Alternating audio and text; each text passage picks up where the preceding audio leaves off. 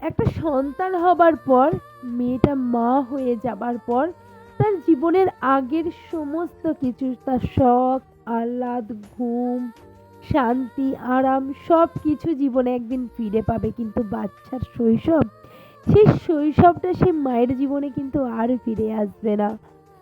সকাল সকাল উঠে তার ময়লা কাঁথা কাপড়গুলো সযত্নে ঘষে ধুতে আর হবে না।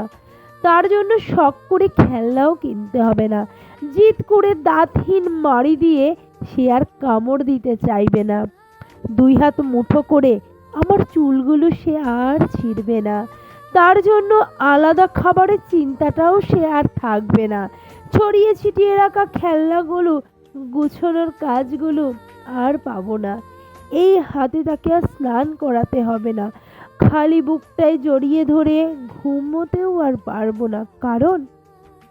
কারণটা হলো সন্তান তখন বড় হয়ে যাবে। অসীম যে যন্ত্রণায় ভুগে তাকে নিজের শরীর থেকে বিচ্ছিন্ন করে জন্ম দিয়েছিলাম, সেই যন্ত্রণার ব্যথাটাও হয়তো শেষ হয়ে যাবে। সেই কাটা ছেঁড়া সেলাই অথর শরীরটা নিয়ে দু হাতে তাকে প্রথমবার জড়িয়ে ধরেছিলাম, সে দিনটাও হয়তো গত হয়ে গেছে। এইভাবে কত শত দিন, কাল, মাস, বছর পেরিয়ে যাবে।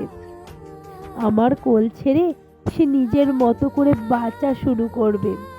এই মায়ের সাথে অনেক কথা তার আর বলা হবে না, কারণ নিজের সাথে সে ব্যস্ত হয়ে যাবে। সেই শৈশবটা তার স্মৃতিতে আর কিছুই থাকবে না। আস্তে আস্তে সে তার বড় হওয়ার দিনগুলোর কথা মনে থাকবে। ছোটবেলায় কত কিছু আবদার, কত কিছু আদর, কত রকম চাওয়া, কত দুষ্টুমি, পাগলামি, সব সে তখন ভুলে যাবে। কারণ তখন সে বড় হয়ে যাবে।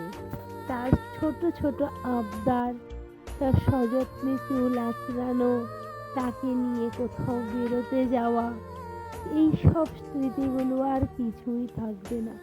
সমস্ত স্মৃতি জুড়ে থাকবে আমাদের, আমার জীবন, আমাদের সেই স্মৃতিগুলো স্মরণীয় হয়ে থাকবে।